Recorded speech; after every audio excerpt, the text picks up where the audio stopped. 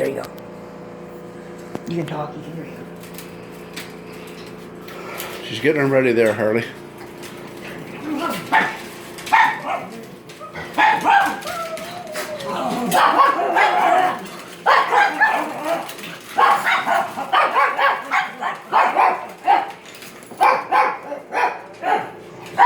Sit. Lacey, sit. Sit down. Harley, this is one of my older dogs. This is one of the ones that I don't really have much of an issue with, I guess you could say. One doesn't go on a leash too much because she's old and she don't really do anything, or she don't bark for that matter, and she's probably behind me. Scott will probably show you who she is. That is Miley in the corner. She doesn't really ever get a collar on. You'll notice now that Blackie Carbon's behind me is not barking, which most times at this time, and I've been trying to do this as much as you say, I don't pay her much mind, and then she goes quiet. So it seems to be working, but you really have to pay her no attention, because if not, she'll continue to bark until I come over and put something on her or make her sit down. She's quiet. I didn't make her sit, but she's quiet, and that's why I put on her harness.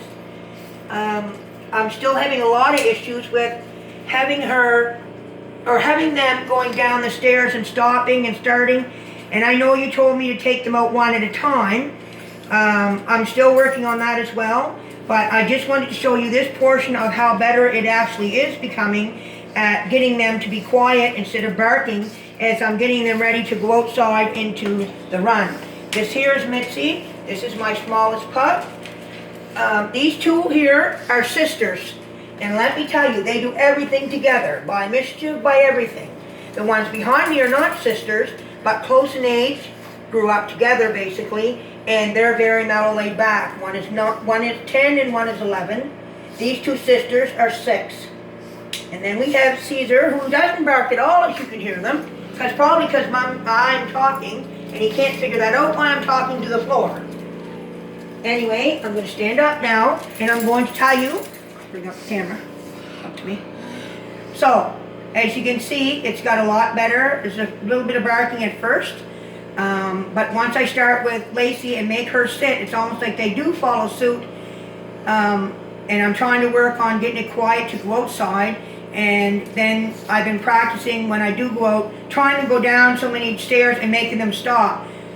I don't have a lot of, and I know you want me to take them one at a time, but sometimes it's when I'm home by myself and doing that. I don't have the air to do that, but Scott's going to work on them doing that. I can do that very well. Yeah, so we're going to take them one at a time. Yeah, they need to go one at a time. He wants them to go one at a time, and if they force, like you know how they pull me down the stairs sometimes, he wants you to stop and make them stop all together and stay there and start again. They don't pull with me. Yeah, and see, there it is. There's another thing. Like when he goes, they don't pull him, but when I go, they pull me. And even when I do take them on it, not so much Lacey, like I said, the two oldest aren't too bad. It's the two youngest that have a tendency to try to pull me down the stairs, and I do stop them and pull them right back. They're almost hanging for that matter, until they sit there, and then we wait again. Other people can take them out and they're okay, and I'm sure they sense it off of me and they think they can get away with everything.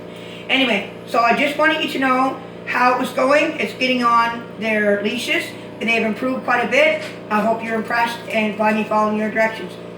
I'll talk to you later, and give Abby a pat on the head for me. Enjoy your weekend. Bye-bye. Bye.